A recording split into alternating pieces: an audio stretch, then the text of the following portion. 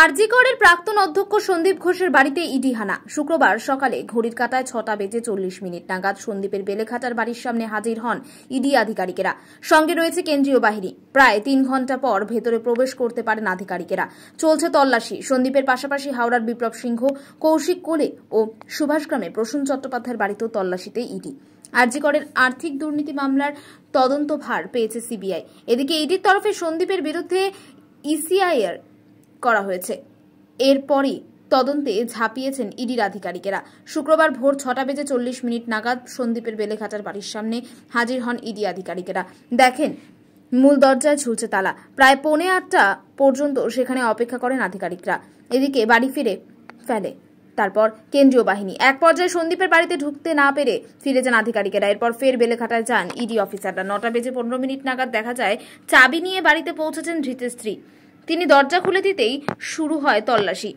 জানা গিয়েছে আরজি করের দুর্নীতির একাধিক নথি রয়েছে সন্দীপের বেলেঘাটার বাড়িতে। সেসবই খোঁজে এই তল্লাশি সন্দীপের বাড়ির পাশাপাশি শুক্রবার সকালে হাওড়ার বিপ্লব সিংহ, কৌশিক কোলে ও সুভাষগ্রামে প্রসূন চট্টোপাধ্যায়ের বাড়িতেও হাজির হয়েছে ইডি। উল্লেখ্য, চিকিৎসার সরঞ্জাম সরবরাহ ও ব্যবসার সঙ্গে যুক্ত বিপ্লব সিংহ, তার ঘনিষ্ঠ কৌশিক। অন্যদিকে চট্টোপাধ্যায় প্রসূন ন্যাশনাল মেডিকেল কলেজে ডেটা এন্ট্রি অপারেটর হিসেবে কাজ করতেন। সন্দীপ ঘনিষ্ঠ বলে পরিচিত তিনি।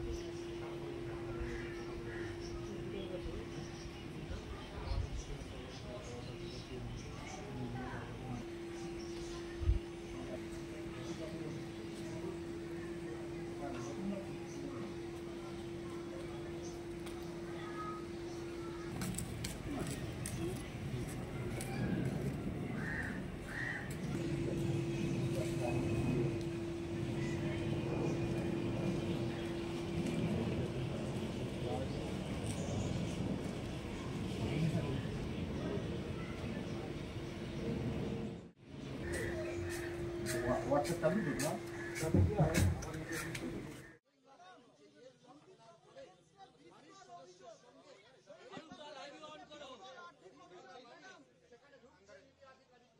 আপনারা কি কিছু জানতেন না? সন্দীপ বাবুর এগেইনস্টে